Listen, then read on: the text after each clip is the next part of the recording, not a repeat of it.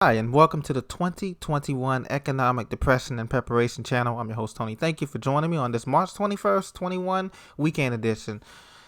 I know it's been a while. I have been out of my normal studio location and been on the road recently, and so I thank you for all my supporters. I ask you to please subscribe to Preach to Me for the latest, pure, 100% unadulterated financial news and currency. Today, we're going to be talking about a couple of things, specifically the stimulus checks. A lot of Americans, over 90 million Americans, received the first wave of stimulus checks this past weekend, and furthermore to come this coming weekend. And the expected hyperinflation that's coming is going to be short-lived, and that's going to be followed by a deflationary depression and then stagflation before we enter into the period of recovery. So overall, looking at a depression that's going to last at least 10 to 12 years, could be up to 15 years, depending on when the powers that be let the system actually reset. But we're going to get into all of that today, and I thank you for joining me. So let's get into it right now. So, ladies and gentlemen, the first topic is homelessness is growing and jobless claims unexpectedly jump despite relaxed economic restrictions. As you know, states such as Texas, Florida, Wisconsin, Dakotas, California have relaxed their health crisis restrictions. But in an effort to open up, everybody's saying by mid-May or late May, Memorial Day is what their goal is, to open up with the vaccines and everything like that. But jobless claims totaled 770,000 for the week ended March 13. That's an increase from the 725,000 during the previous period. And this is just the official numbers. And remember, we're not counting those who are underemployed, those who are working at like places like Starbucks or any of these places, fast food or any of the retail.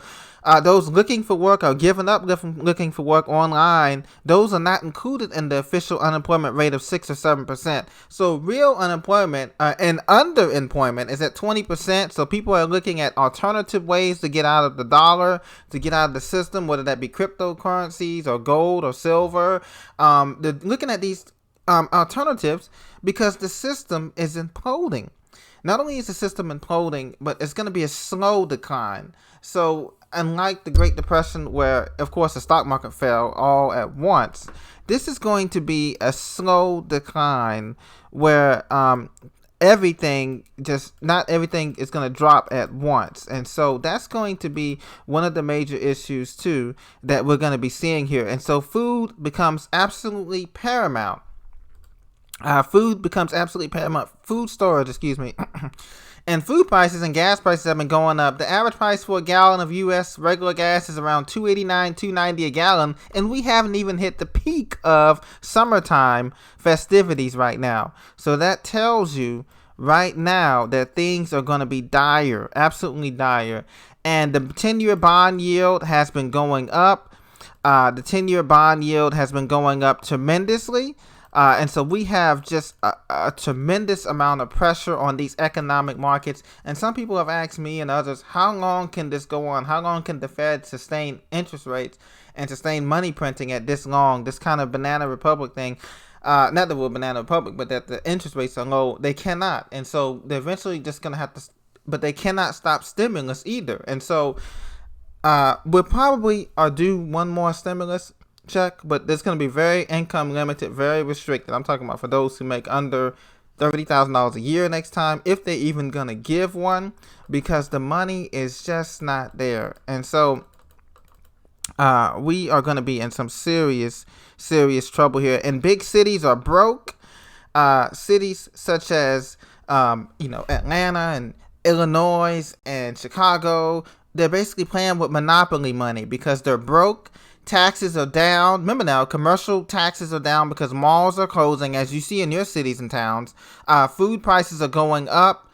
Gas prices are going up. Supplies are getting limited. When this health crisis started, we were running out of supplies. We were running out of different things. And now here we are, 1 year later and a couple months later down the road, and things have not improved. You read the newspaper, and you see there's natural disasters. We just had tornadoes in the Midwest, in the Deep South in Alabama, Mississippi. We just had FEMA had to respond to wildfires, a bunch of stuff that's going on, and they have to pay for all of that in terms of an infrastructure bill, which Biden wants to pass. President Biden wants to pass another infrastructure bill. So you're looking at another $6 to $7 trillion added on to the $29 trillion of debt that the United States already has, it's just the numbers are not add up. Something is not going to get paid for, because remember, President Trump wanted the wall, and he couldn't get that passed, and that was only $5 billion through Congress.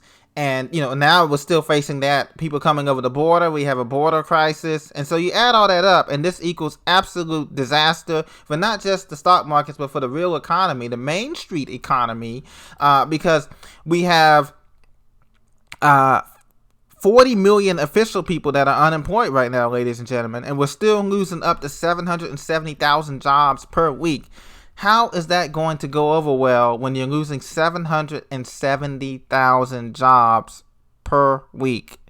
And so it's going to be an absolute disaster for a lot of people here. A lot of cities and counties and states are going to go broke. Also, another thing that I want to tell you too is that in preparation for this, have you noticed that there's been a lot of talk about limiting Americans' travel freedoms and different things based on the vaccine? So even if you had the 2-shot vaccine or 1 dose, if you got Johnson & Johnson, you still may not be able to go to that Disney World trip. By the way, they're opening Memorial Day, May 30th too as well, fully opening, and a lot of other companies and organizations and corporations. So you may not be able to do that. And another thing that they're counting on is you spending your $1,400 stimulus checks and these kids spending their $1,000 or whatever they got, $500 on travel, vacation, and entertainment. Okay, so this is just a short-term demand surge. Okay, because what happens is $1,400. Yeah, if it was given $2,000 every month, like a universal basic income, that would increase demand.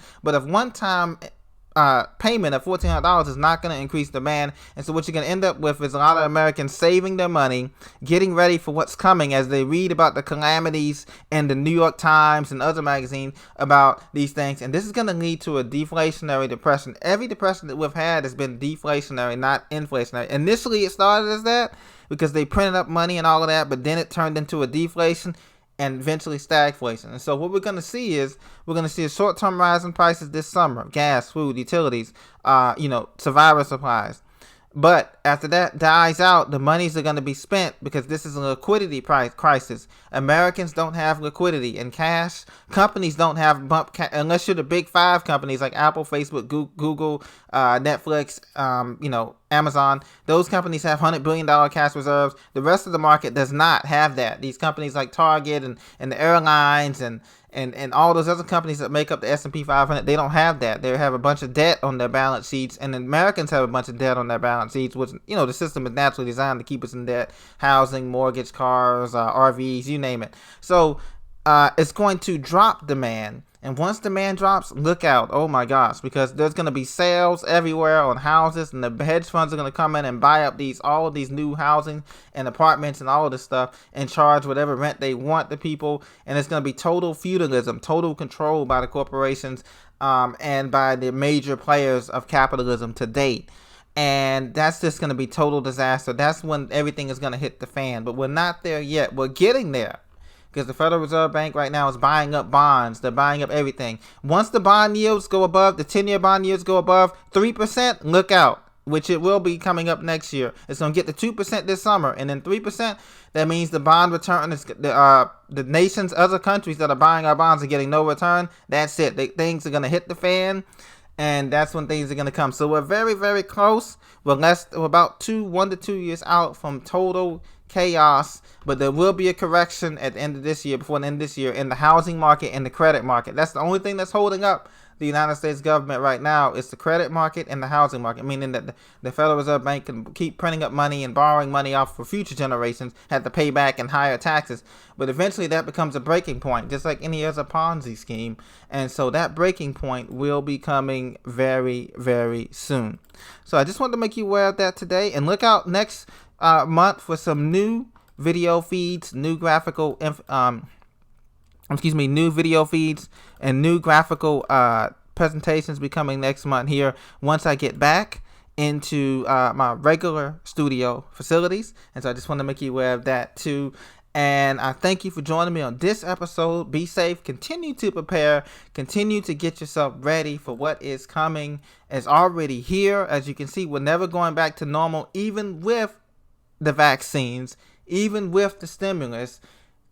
countries around the world are broke or in debt, and you know what that means. That leads to a depression, and next thing you know, that leads to a world war conflict of some sort that's going to be different than what we experienced in, say, in Afghanistan or in Iraq or Syria. It's going to be totally different this time around. But that's basically what they're gearing up with. That is the end game, is a world war conflict, because that's what got us out of the Great Depression in 1929.